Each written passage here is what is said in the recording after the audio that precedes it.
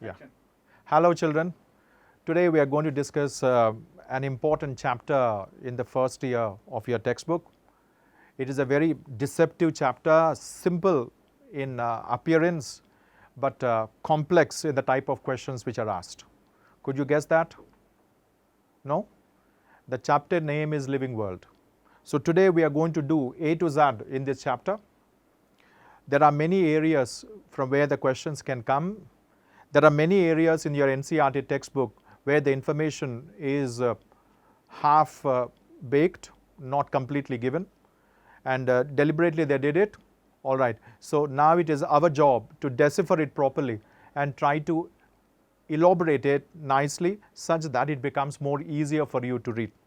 So without wasting a single second, we'll go ahead and start this topic called Living World.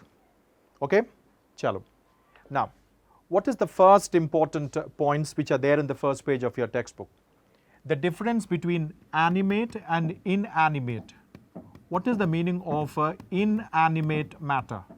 The meaning of inanimate is non-living. The example for non-living is sea, water, fire. These are the examples for non-living. Next, what we have in our textbook is animate. Next is animate. The meaning of animate means living. The example for living, it is plants, it is animals, and also humans. These are examples for living. And after that, after this animate and inanimate, there is one more word called anthropocentric. Now, what does the word anthropocentric mean? This means human-centric. Now, there are many scientists who believe that the entire nature is meant to be exploited by humans. So it means that the entire science is something which should help in human comfort. That is said to be anthropocentric. You heard about that in René Descartes' concept in biotechnology. You'll be hearing more about it in biodiversity also. Anthropocentric, this is the word which you have to remember. It was Robert May who for the first time reported that there are more than 8 million species, of course estimated species, in this entire universe, out of which we were able to describe 1.7 to 1.8 millions only, because we couldn't actually cover the entire earth. There are many species which are undiscovered. So when we talk about biodiversity, it is very clear that 1.7 to 1.8 million species already discovered, which is huge. It means that their complexity, their structure is varying. So therefore, knowing about all the species is a very difficult job. For that, we have to find a weapon and way out, and that is taxonomy. The meaning of taxonomy is it is a method of grouping such plants and animals. Grouping such plants and animals, you call it as taxonomy. The more we talk about plants and animals, the more we describe plants and animals, we understand one very important aspect. All living organisms are going to resemble horizontally and also vertically. What does it mean? All living organisms are going to resemble their peer group and also to their ancestors. What could be the reason for that? Simple. All living organisms are going to inherit the same genetic material. That is the reason living organisms resemble horizontally and vertically. That is the major spin-off in the field of taxonomy. The meaning of that is the major takeaway of this concept of taxonomy is all living organisms resemble horizontally and vertically. So the taxonomy helped us to understand all living organisms resemble horizontally and vertically. This is a very important point. That's it. With that, we have completed the first important unit, that is called taxonomy, which I'm pretty sure that you understood this. Then the next important one, this is how we are going to go with this topic, children. The important thing is we have to remember that every word which is there in our textbook, and we have to understand the importance of those words, the significance of those words, such that you don't face any problem whatsoever in understanding it. Now, the next important point, what we are going to talk about now, is what is the meaning of living? Now, there are two ways to explain living. One is the philosophical way, and other is a technical way. The philosophical way of living is, what is the purpose of living? Now, what is the utility of living? Now, that is something which we'll experience or which we'll be knowing in the coming years. So it is not the right time for us to discuss. The technical meaning of living is a complex physico-chemical reactions occurring in an organism is said to be living. Now, you did not understand this. Now, the meaning of that is simple. Shall I tell you the simple way of saying? The simple definition of living is, it is a methodology which is based on some features. So, if we are going to describe the process of living by describing some features, then you are going to call that organism as living. And if some characteristic features, what I'm going to talk about now, is not shown, then it is said to be non-living. So, the concept of living is easily deciphered by looking at the characters the organisms are going to show. When I talk about the characters, children, I want to describe this into two ways. One is said to be the characteristic. One is characteristic features. This is the characteristic features we talk about. And the second one, what we are going to talk about, is the defining features. The first is characteristic and other is defining. The question you're going to ask me is, what is the difference between characteristic and defining? Listen. The characters which are unique of living organisms is said to be characteristic. And what is defining? Important point. Those characters which are shown by all living organisms without exception, and those characters which are not exhibited by any non-living thing is said to be defining. I repeat again. Exhibited by all living organisms without exception, not exhibited by any non-living thing. That is said to be defining. Let us now look, let us list out. First one here is growth. Yes. The second one here is reproduction. Third one here is metabolism. Fourth one is consciousness. And fifth one is interactions. These are the ones which are said to be, what is called living. Characteristic features of living organisms: consciousness, interactions, growth, metabolism. Now, what are the defining features? If you talk about the defining features are metabolism, consciousness, yes, and interactions. These are said to be the defining features. Now, what does mean? All of them are seen in living organisms without exception, are never seen in non-living. Therefore, these three are said to be the defining features. It's a very important concept. I want you to understand this properly. Now, the next important one, now it's time for us to talk each of these topics in detail. All right, each of these topics in detail. We'll start with the first important one, that is said to be growth. Now, the importance of growth, what type of growth is seen in organisms, all right, we are going to see now. An irreversible, a permanent increase in mass is said to be growth, children. Permanent increase in mass is said to be growth. And what type of organisms are going to show growth, and what is the type of growth seen in that? Now let us now talk about. So we'll start with the type of organisms and the growth pattern here. All right, yes. Now, the first is, first in that list is non-living things. How are the non-living things show growth? The type of growth in non-living things is external. Now, what is the meaning of external? New materials get added on the existing ones. A sand dune, a snow mountain, materials keep on adding on the existing ones, resulting in increase. That type of growth in non-living things is external, or also called accretion. Example is snow mountains, sand dunes are examples for this. That is about non-living. The next one, what we talk about is living. If we talk about living organisms, in living organisms, the growth is internal. It means that the growth occurs inside. There is increase in protoplasm of a cell, which is a part of our body, increase in the number of cells by a process called cell division. Therefore, the growth is internal in living organisms. Now, if you talk more about living organisms, what type of growth is seen in all? Say, for example, unicellular organisms. In unicellular organisms, remember, growth and reproduction are inclusive terms, are one and the same. What does it mean? If an organism like bacteria and protista is growing, it is also reproducing. If I say that bacteria is reproducing by binary fission, it is also growing in number.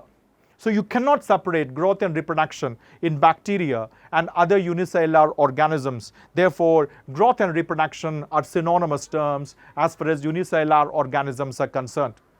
The next important one is, what is the type of growth in plants? If you look at the type of growth in plants, children, plants, of course, we already discussed it is internal. Not only internal, the growth is indeterminate. The meaning of indeterminate is it is capable of showing growth indefinitely for indefinite period of time. If there is a plant around your house, children, it is capable of growing in height. It is also capable of growing in diameter with passage of time, unlike you. So therefore, growth in plants is said to be indeterminate. Indeterminate. If somebody asks you why it is indeterminate, it is because of meristems. The growth is indeterminate because of meristems. That is very important point with regard to plants. The next important one is growth in animals. We already discussed about in animals. In animals, the growth is determinate. It means that the growth is going to stop after some time. That is very unique of animals. But imagine if there is a wound which is occurring here in my body. Does growth occur or doesn't occur? Why not? If there is a wound, a cell division can occur to replace the lost cells. So that process can take place at any time.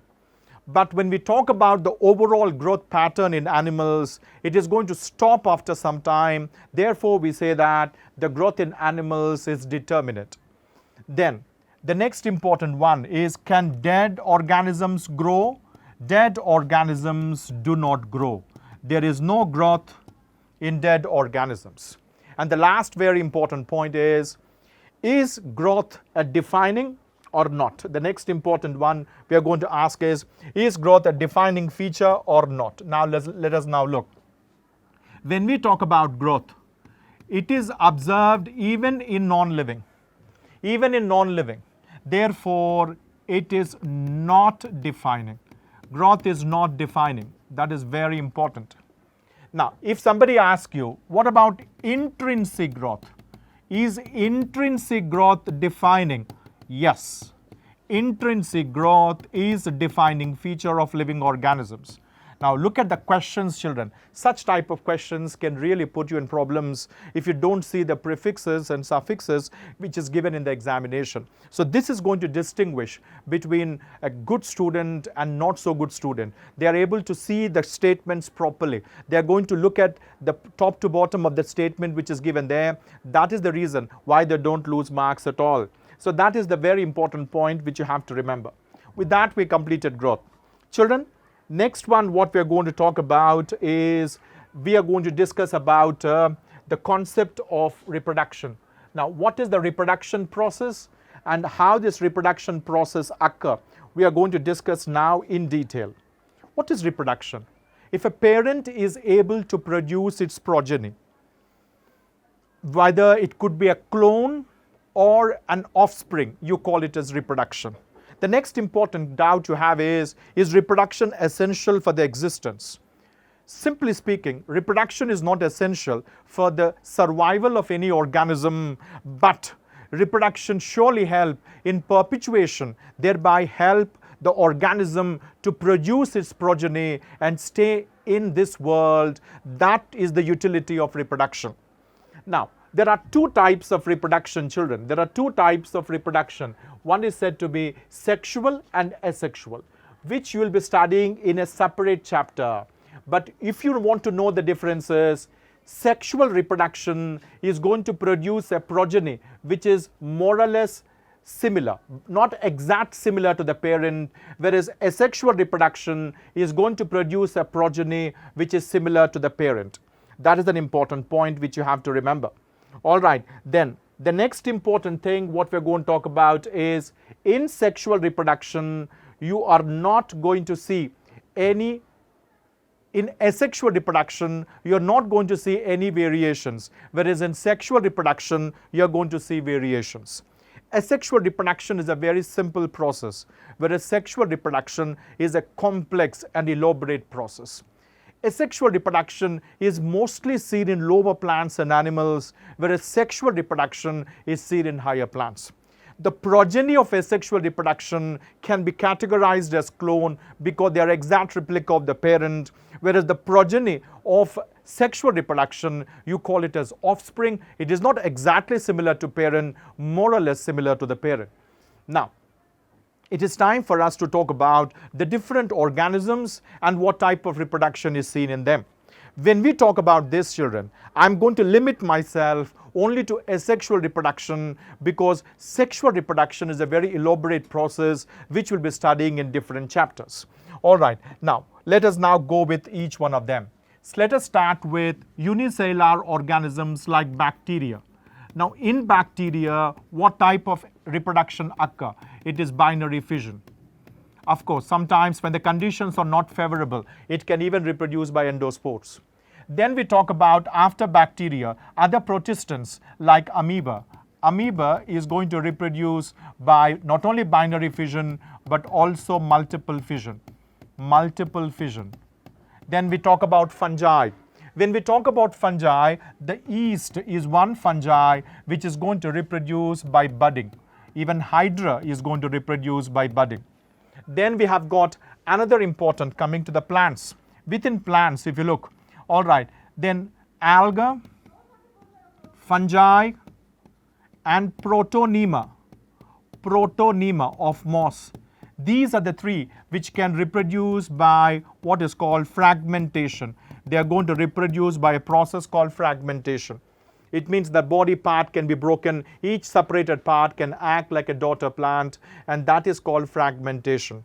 All right, then we talk about higher plants. In higher plants, children, the asexual reproduction is nothing but vegetative reproduction. You studied about rhizome, comb, stem tuber, bulb. It is nothing but asexual reproduction in higher plants. Then if you look at animals, there is one animal called planaria, which is also called flatworm. This is an example for true regeneration. All right, this is an example for true regeneration. And last example, Hydra. This is an animal which is going to reproduce by budding. The only doubt you have in all this list is this planaria, true regeneration. What is this? Listen carefully.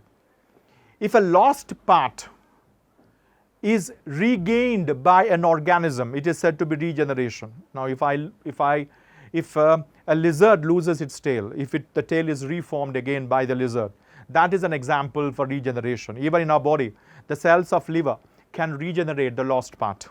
All right, it is capable of doing so. That is a classic example of regeneration.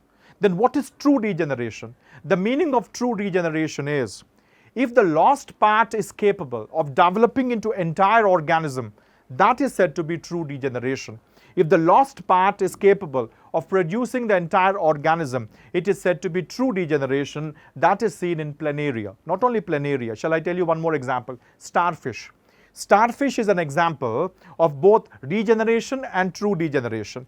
Any separated part on separation can develop into entire starfish. That is true regeneration. Any part which got separated from starfish, that separated part can be reproduced by the starfish. That is an example for regeneration. This is what is called reproduction, children. The mules, worker bees are not going to show any reproduction. Therefore, reproduction, just like growth, is not a defining feature of living organism. Remember this point also. Chalo, now it is time for us to talk about the next important concept, that is metabolism. What is metabolism? Listen carefully. The sum total of anabolic and catabolic reactions occurring inside the body, underline the word, inside the body of an organism is said to be metabolism. I repeat again. Sum total of anabolic and catabolic reactions occurring inside the body of an organism is said to be metabolism. Now, if I write that same points here, all right, this is metabolism. Now, metabolism is the sum total of all the chemical reactions occurring inside the body, inside the body is said to be metabolism. Now the catch is this word, inside the body. That is said to be metabolism. Now I want to say that metabolism is linked with cellular nature. Why? Because inside the body there are cells, and these cells contain enzymes, and these enzymes are responsible for metabolism. So therefore, I want to link cellular nature. I want to link cellular nature to metabolism. I want to link cellular nature to metabolism. It means that wherever you see cells, there you see metabolism. Where do you see cells? Starting from Monera to Animalia. It means that metabolism is seen in all living organisms because all living organisms contain cells. That is the reason we say that metabolism is a defining feature of living organisms. I repeat again, all these chemical reactions require enzymes. All these enzymes are present inside the cell. Cells are seen in all living organisms. Therefore, metabolism is seen in all living organisms. Remember this point. This is an important point. Shall I tell you an area where you normally get confused? Shall I? This is the point where you normally get confused. Listen carefully. Metabolic reaction is also called a living reaction. Metabolic reaction is also called living reaction. Metabolic reaction is also called a living reaction. Now listen carefully what I'm talking about here. All right, chalo. There are two things I'm going to divide here. Now, what are the two things I'm going to divide? Metabolic reactions occurring inside the cell. Let us now talking about inside the cell. Inside the cell. All right, then it is called metabolism. Yes, we already discussed it. Metabolism. Is it a living state? Is it a living state? The answer is yes, it is living. I repeat again. Metabolic reaction or living reaction occurring inside the cell is metabolism. Is it living? The answer is yes. These metabolic or living reactions can also occur outside the cell. When it occurs outside the cell, it is called isolated living reaction. It is called isolated living reaction. Isolated. Naturally, imagine if a fungus is secreting an enzyme. That enzyme is digesting food outside. Then definitely it's an isolated living reaction.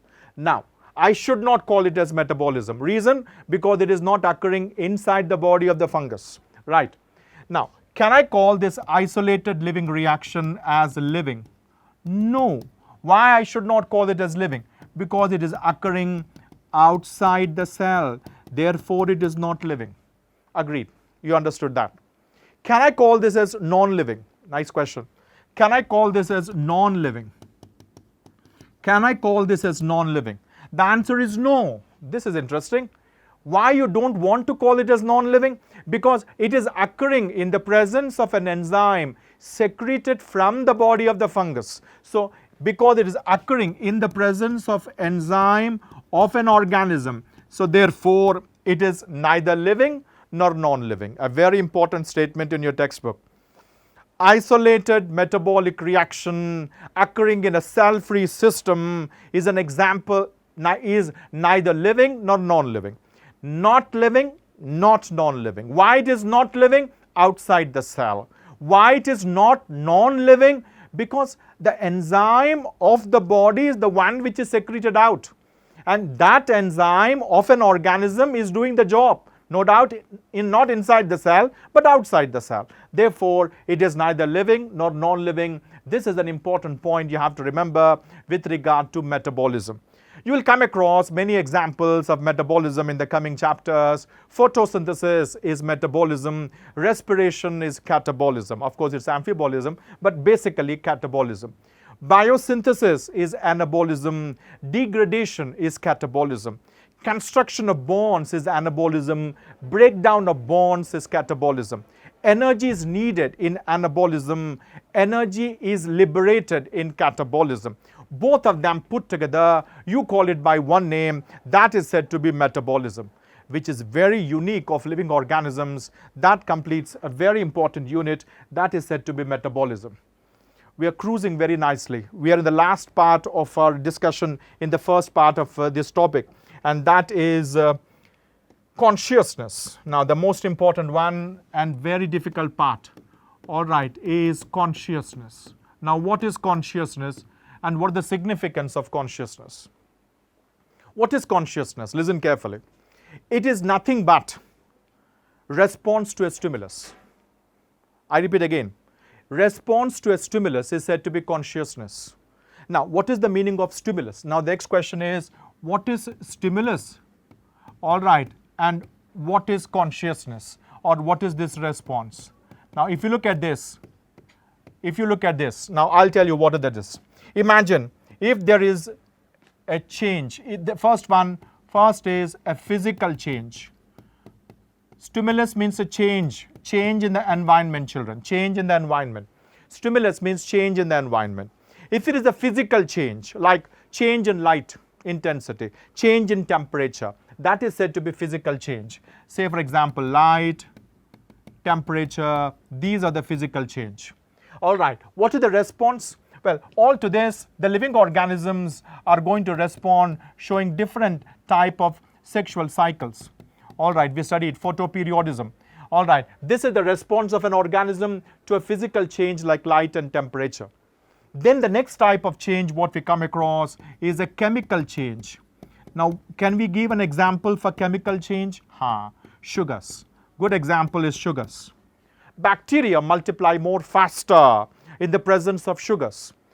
Sugar is a stimulus. Growing, the bacterial growth is nothing but a response. So the bacteria growing is in the medium is an example of this. We also come across one more type of stimulus, which is biological stimulus. Now, what is the meaning of biological stimulus? It could be hormones. So if the hormones are secreted in our body, that will have an effect on a particular physiological influence in our body. It means that the physiological response is because of a biological stimulus called hormones. The response is physiological effect. Now, the first important point to understand is the stimulus can be physical, the stimulus can be chemical, the stimulus can be biological. And these are the responses observed in living organisms. There is one very interesting word in the textbook which should be properly elaborated. Now, what is that? I quote the line which is there in the book. Consciousness is obvious and the most technically most complicated feature of living organism. You normally ignore this statement and go to the next statement, not understanding why it is given like that. I repeat, the reason why it is given like that is for a particular stimulus, organisms are going to respond differently. You can't say that for this stimulus, all the organisms will be responding in the same manner. For one particular stimulus, different organisms are going to respond differently. So therefore, it is technically complicated feature of living organisms. In the presence of light, the stem is going to grow towards light, root is going to grow away from light. It means that the stimulus is same, but the response is different. This is a nice example to explain that why it is called technically complicated feature of living organisms. Now, the next important one is a very important one. What is the difference between consciousness and self-consciousness? This is an important one. What is the difference between consciousness and the next is self-consciousness? Self-consciousness. This is the next important topic. Very important. Concentrate what I'm saying here. The meaning of consciousness. The meaning of consciousness is aware of surroundings.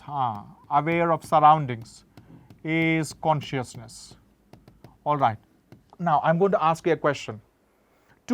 To know the surroundings, is sense organs obligatory? Tell me, do bacteria contain sense organs? No. Do plants contain sense organs? No. So it means that presence of sense organs is not obligatory for consciousness to develop or to consciousness to show. Understand that. All right. Aware of surroundings is said to be consciousness. What is self-consciousness? Self-consciousness is aware of themselves. All right, aware of themselves. Humans are those organisms which have a complex neurons. That is the reason why humans are the only group of organisms which are not only aware of surroundings but aware of themselves. All right, so that is what is called self-consciousness. Can I call consciousness as a defining feature? Yes, it is a defining feature because it is observed in all living organisms. Can I call self-consciousness as a defining feature? No, it is not a defining feature. The reason why it is not a defining feature because it is seen only in humans. Shall I give you a nice small story to explain this concept? Imagine what I do is I could see what is called, imagine I'm a dog trainer. Naturally, I'll have dogs with me. I could see somewhere far away from it, there is an unidentified material which is looking very fishy. What is the thing I do? Just think for a while.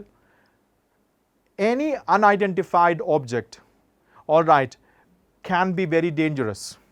Therefore, my job is to send my dog. I don't go along with it. It means that dog, it can sense the surroundings. It is conscious. Dog trainer, that is me, I can also sense the surroundings, conscious. Dog is not self-conscious. Understand that. It is listening to me. It is not understanding the danger of going there. Whereas I understand the danger of going there. That is an example for self-consciousness. Nice example. If you can remember this example, I don't think you'll never make a mistake between consciousness and self-consciousness. So consciousness, if I put the same example here, all right, dog trainer is conscious and even dog is conscious. When it comes to self-consciousness, only dog trainer is self-conscious. Isn't it? Isn't it easy, children, for you to understand this? This is about the concept of consciousness. We have done everything what is needed with regard to this particular topic. Now, we have come to the last part of this concept of living organisms, that is called interactions. What is the meaning of interactions? Now, it is like this. Cells group to form tissue, tissue groups to form organ, organ group to form organ systems, organ system group to form organism. If you look at digestive system, mouth, esophagus, pharynx, stomach, intestine, and they contain tissues and they're made up of cells. Tell me who is doing a superior job. Is it the cell or a system? Surely a system is doing a superior job in comparison to a cell. Whole, children, is always more than the sum. So therefore, it is interaction of all the cells which is going to give an emergent property, that is digestion in this entire system.